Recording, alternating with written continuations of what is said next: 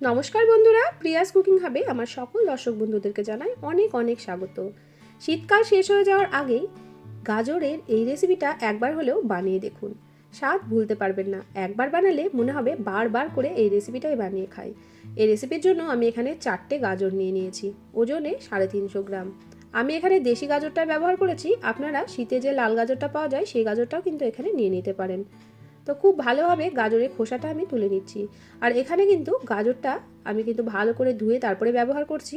কাটার পর কিন্তু গাজরটা আর ধোয়া যাবে না। গাজরের মাথার দিকটা কেটে ভালো করে খোসাটা ছাড়িয়ে নিলাম। এবার গাজরটাকে আমি ডুমু ডুমু করে কেটে নেব। খুব বেশি কিন্তু কুচি কুচি করে কাটার কোনো প্রয়োজন নেই। এখানে দেখুন আমি গাজরটাকে কিভাবে কেটে নিচ্ছি। একটু ডুমু ডুমু করে গাজরটাকে কেটে নিতে হবে। তো এইরকম সাইজ করে আমি কেটে নিলাম। তো এভাবে আমি সমস্ত গাজরটা কেটে নিয়ে চলে এসেছি। তো বন্ধুরা দেখুন সমস্ত গাজর আমার এখানে কাটা হয়ে গেছে। আর এখানে নিয়েছি একটা বিটের অর্ধেকটা এরকমভাবে আমি ডুমু ডুমু করে কেটে নিয়েছি। বিটটা যদি হাতের কাছে থাকে অবশ্যই করে দেওয়ার চেষ্টা করবেন, তাতে করে কিন্তু এই রেসিপিটার কালারটা দুর্দান্ত আসে। কোনো রকম ফুড কালার দেওয়ার প্রয়োজনই হবে না। গাজর আর বিটটাকে আমি এখানে একটা ছিদ্রযুক্ত থালার মধ্যে নিয়ে নিচ্ছি। এগুলোকে আমাদেরকে একটু স্টিম করে নিতে হবে।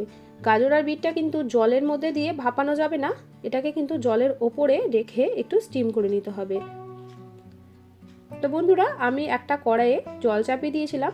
তো দেখুন জলটা এখন হালকা একটু গরম হয়ে গেছে। তো এর ওপর থেকে আমরা এই থালাটাকে বসিয়ে দেবো, কিন্তু একটা দিক খেয়াল রাখবেন যেন কোনোভাবেই জলের মধ্যে যেন টাচ না থাকে, সেটা কিন্তু এখানে খেয়াল রাখতে হবে। তো 10 মিনিট হাই ফ্লেমে রেখে এটাকে আমরা স্টিম করে নেব। এইদিকে আমরা তৈরি করে নেব একটা ব্যাটার। এই ব্যাটারের জন্য আমাদের লাগছে 10 টাকা দামের যে গুঁড়ো দুধ হয় সেই গুঁড়ো দুধ 2 প্যাকেট। আজকে বানাচ্ছি গাজরের মালপোয়া। এতটা টেস্টি হয় বন্ধুরা, একবার আপনারা বানিয়ে দেখবেন বারবার করে বানাতে ইচ্ছা করবে। আমি এখানে 2 প্যাকেট গুঁড়ো দুধ দিয়ে দিয়েছি। এরপর খুব অল্প একটু লিকুইড দুধ এখানে দিয়ে দিলাম। মেজারিং কাপের হাফ কাপ লিকুইড দুধ দিয়ে এই গুঁড়ো দুধটা ভালো করে মিশিয়ে দেব। আর এখানে কিন্তু লিকুইড দুধটা হালকা একটু গরম আছে, ওই আঙুল সহ্য করার মতো গরম এখানে লিকুইড দুধটা আছে। তো খুব ভালোভাবে একটা হ্যান্ড উইস্কের সাহায্যে এটাকে মিশিয়ে দিতে হবে বন্ধুরা। তো এভাবে গুঁড়ো দুধ আর লিকুইড দুধ যদি মিশিয়ে এই মালপোয়াতে ব্যবহার করা হয় তাহলে কিন্তু খোয়া ক্ষীর বা মেওয়ার যেমন একটা টেস্ট হয় সেরকম কিন্তু টেস্ট আসবে এই মালপোয়াতে।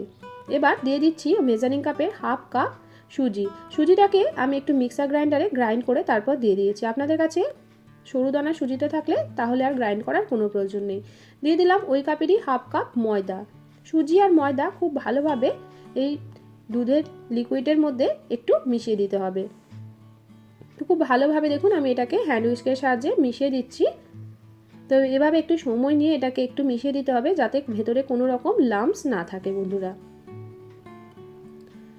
এই গাজরের মালপোয়াটা দেখতে যতটা সুন্দর হয় বন্ধুরা, খেতেও কিন্তু হয় দুর্দান্ত। আমি এখানে ওই কাপেরই হাফ কাপ আবারও দুধ নিয়ে চলে এসেছি। তো এখানে 4 চামচ মতো দুধ দিয়ে এই ব্যাটারের মধ্যে খুব ভালো করে ফেটিয়ে দিচ্ছি। এই ঘনত্বটা কিন্তু একদম পাতলা হবে না, একটু ঘন টাইপের একটা ব্যাটার এখন আমাদেরকে তৈরি করে নিতে হবে। তো বন্ধুরা দেখুন এখানে কিন্তু ব্যাটারটা ভালো করে ফেটাতে আমাদের কিন্তু ব্যাটারটা খুব সুন্দর একটা টেক্সচার চলে এসেছে। তো এখন এর মধ্যে মিশিয়ে দেবো কিছু উপকরণ। তো সবার প্রথমে দিয়ে দিচ্ছি 1 চামচ চিনি। এরপর দিয়ে দেবো খুব সামান্য ওই 1 পিঞ্চ মতো লবণ। লবণটা যে কোনো মিষ্টি জিনিসে একটু ব্যবহার করলে স্বাদটা কিন্তু ভীষণ ভালো আসে। 1 চামচ দিয়ে দিলাম মৌরি। এরপর দিয়ে দিচ্ছি 1 চামচ ঘিটা কিন্তু অবশ্যই করে ব্যবহার করার চেষ্টা করবেন, এতে কিন্তু দুর্দান্ত একটা স্মেল আসে। কয়েকটা ছোট এলাচের দানা আমি ভালো করে থেতো করে এর মধ্যে দিয়ে দিলাম। আপনারা চাইলে এলাচের পাউডারও এখানে ব্যবহার করতে পারেন। সব উপকরণ খুব ভালোভাবে একসাথে একটু মিশিয়ে দিচ্ছি। তো বন্ধুরা দেখুন এখানে আমাদের ভালো করে এটা মেশানো হয়ে গেছে। তো এবার এটাকে কিছুক্ষণের জন্য ঢাকা দিয়ে একটা সাইডে সরিয়ে রাখবো। তো এবার দেখুন 10 মিনিট হয়ে গেছে। এদিকে গাজরটা সেদ্ধ হয়েছে কিনা একটা কাঁচা চামচ দিয়ে চেক করে নেবো। তো সুন্দরভাবে কিন্তু গাজরটা আমাদের সেদ্ধ হয়ে গেছে। গাজর আর বিট সুন্দরভাবে সেদ্ধ হয়ে গেছে। গ্যাসের ফ্লেমটা বন্ধ করে এটাকে একটু ঠান্ডা করে তারপরে একদম মিক্সার গ্রাইন্ডারের মধ্যে দিয়ে পেস্ট বানিয়ে নেব। তো বন্ধুরা দেখুন এখানে মিক্সার গ্রাইন্ডারের মধ্যে একটু হালকা ঠান্ডা করে তারপরে দিয়ে দিয়েছি, আর এখানে দিয়ে দিচ্ছি 4 চামচ মতো দুধ। তো দুধ দিয়ে আমি ভালো করে এটাকে পেস্ট বানিয়ে নিচ্ছি। তো দুধ ছাড়া কিন্তু আপনারা জল দিয়েও এটা পেস্টটা করে নিতে পারেন, তো দুধটা দিলে টেস্টটা বেশি ভালো আসবে। তো একদম সুন্দরভাবে এটা আমরা পেস্ট করে নিয়েছি। তো এবার এই পেস্টটা, যে ব্যাটারটা আমরা তৈরি করে রেখেছিলাম, সেই ব্যাটারের মধ্যে দিয়ে দেব। তো সম্পূর্ণ পেস্টটাই কিন্তু এই ব্যাটারের মধ্যে আমরা দিয়ে দিচ্ছি বন্ধুরা। তো এবার আমাদের এই পেস্টটা দিয়ে ভালো করে মিশিয়ে দিতে হবে।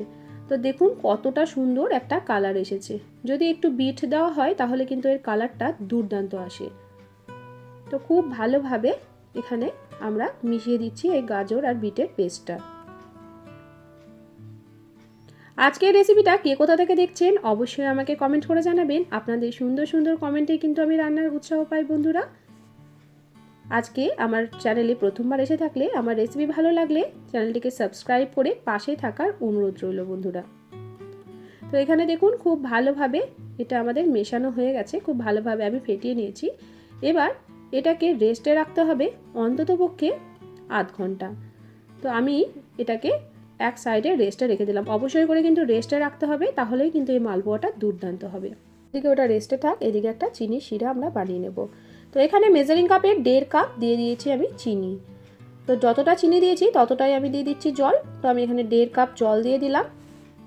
তো এবার এটাকে আমি গ্যাসের ফ্লেমে চাপিয়ে দিচ্ছি। তো চিনিটা গলে গেলে কিন্তু আমাদের শিরাটা তৈরি হয়ে যাবে। এখানে কোনো রকম একতার বা দুতার বিশিষ্ট শিরা বানানোর কোনো প্রয়োজন নেই। একটা চিপচিপা ধরনের একটা শিরা আমাদেরকে বানিয়ে নিতে হবে। তো বন্ধুরা দেখুন এখানে চিনিটা কিন্তু গলতে শুরু করে দিয়েছে। আমি একটু ভালো করে খুন্তির সাহায্যে নেড়ে দিলাম। তো এখন এর মধ্যে দিয়ে দিচ্ছি কয়েকটা কেশর। তো কেশরটা হাতের কাছে না থাকলে আপনারা নাও দিতে পারেন, একটা সুন্দর কালারের জন্য আমি এখানে কেশরটা দিলাম। তো কেশরটা দিয়েও ভালো করে আমি এখানে মিশিয়ে দিলাম। তো চিনিটা প্রায় আমাদের গলে গেছে। তো এই সময় আমি দিয়ে দিচ্ছি 3টে এলাচ। এলাচটা কিন্তু একদম শেষে ব্যবহার করবেন, তাহলে কিন্তু এলাচের সুন্দর গন্ধটা এখানে থাকবে।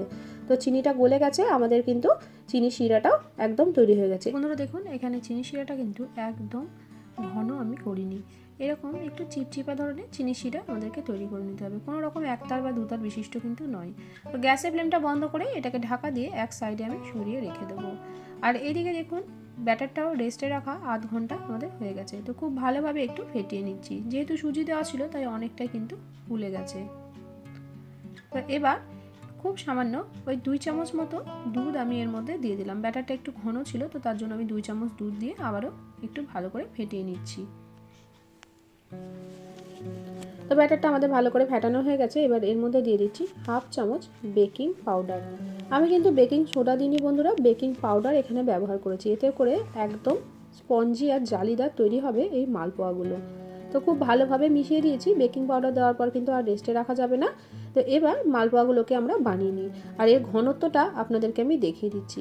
তো দেখুন এরকমভাবে হাতার সাহায্যে নিয়েছি, আর দেখুন এইরকম ধরনের একটা ঘনত্ব আমাদেরকে করে নিতে হবে। দেখুন এখানে হাতার গায়ে এরকমভাবে ব্যাটারটা লেগে যাচ্ছে, আর এরকমভাবে দেখুন একটা আঙুল দিয়ে দাগ দিলে এরকম একটা দাগ হয়ে যাচ্ছে। এরকমই ঘনত্বের ব্যাটার তৈরি করে নিতে হবে। তো চলুন এবার মালপোয়াগুলোকে আমরা ভেজে নিই।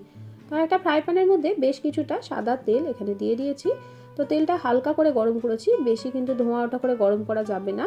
তো হালকা গরম অবস্থাতেই এখানে এই মালপোয়াগুলোকে একটা একটা করে আমরা ভেজে নেব। তো এই হাতাতে করে আমি দেখুন এরকমভাবে এক হাতা করে ব্যাটার দিয়ে দিচ্ছি।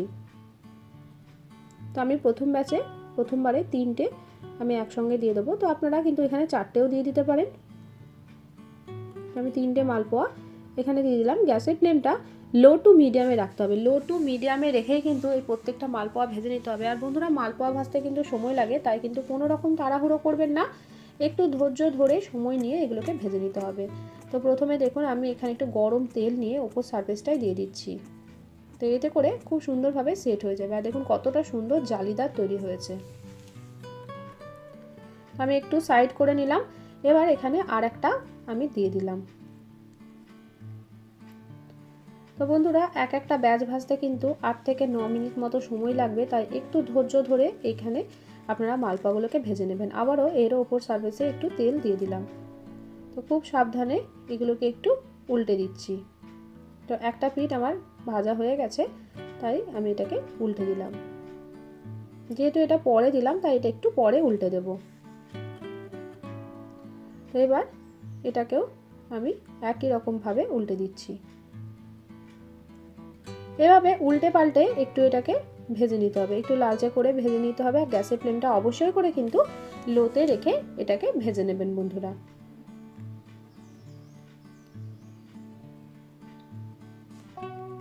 এরকম নিত্য নতুন রেসিপি পাওয়ার জন্য আমার চ্যানেলটি সাবস্ক্রাইব করা না থাকলে চ্যানেলটিকে সাবস্ক্রাইব করে পাশে থাকার অনুরোধ রইল। পাশে থাকা বেল বাটনটিকে প্রেস করে অল নোটিফিকেশনটা অন করে রাখবেন, যাতে নিত্য নতুন কোনো রেসিপি দিলে সবার আগে আপনাদের কাছে নোটিফিকেশন পৌঁছে যায়। তো বন্ধুরা দেখুন, এগুলোকে একটু উল্টে পাল্টে লালচে করে ভেজে নিয়েছি। এবার তেলটা ঝরিয়ে একটা প্লেটের ওপরে তুলে নিচ্ছি। তো এরকমভাবে একটু তেলটা ঝরিয়ে এটাকে তুলে নিতে হবে। আর এটা আর একটু পরে তুলে নেবো আমরা। তো এটাকে আবারও একবার উল্টে দিলাম। তো বন্ধুরা এবার এটাকেও আমরা তেল থেকে তুলে নিচ্ছি। তো একই রকমভাবে আমি পরের ব্যাচটাও ভেজে নেব। তো পরের ব্যাচে একই রকমভাবে 4টে মালপোয়া আমি দিয়ে দিচ্ছি। গ্যাসের ফ্লেমটা একদম লো টু মিডিয়াম করে এগুলোকেও আমরা ভেজে নেব। তো এবার দেখুন, আমি এটাকে চিনি শিরার মধ্যে দিয়ে দেবো। চিনি শিরাটা কিন্তু এখন একদমই গরম নেই, একদম হালকা একটু গরম আছে। আর মালপোয়াগুলো কিন্তু গরম আছে। এই গরম গরম মালপোয়াটা এই চিনি শিরার মধ্যে এরকমভাবে আমি দিয়ে দিলাম। তো এপিঠ ওপিঠ একটু উল্টে পাল্টে নিয়ে তারপরেই তুলে নেবো। খুব বেশিক্ষণ কিন্তু এই চিনি শিরায় রাখার কোনো প্রয়োজন নেই। 30-40 সেকেন্ড মতো চিনি শিরাতে রাখলেই কিন্তু মালপোয়াটা সুন্দরভাবে চিনি শিরা অ্যাবজর্ব করে নেবে, যেহেতু মালপোয়াটা এখন গরম আছে। তো বন্ধুরা এবার এই মালপোয়াগুলোকে চিনি শিরা থেকে তুলে নিলাম। এতে করেই কিন্তু সুন্দরভাবে চিনির রসটা অ্যাবজর্ব করে নেবে। একই রকমভাবে পরের ব্যাচটা যেটা আমরা দিয়েছিলাম সেটাও আমাদের ভাজা হয়ে গেছে। একই রকমভাবে এইগুলোকেও আমরা তেল থেকে তুলে নিয়ে চিনির রসের মধ্যে একটু এপিট ওপিট উল্টে তারপরে তুলে নেব। তো বন্ধুরা দেখুন, এখানে আমার প্রত্যেকটা মালপোয়া কিন্তু তৈরি হয়ে গেছে। তো এবার দেখুন কতটা লোভনীয় দেখতে হয়েছে মালপোয়াগুলো, একদম কিন্তু রেডি। ওপর থেকে আমি একটু চিনির রসও দিয়ে দিয়েছি। তো কেমন লাগলো আজকের রেসিপি অবশ্যই আমাকে কমেন্ট করে জানাবেন। একটা আমি এখানে কেটেও দেখাচ্ছি।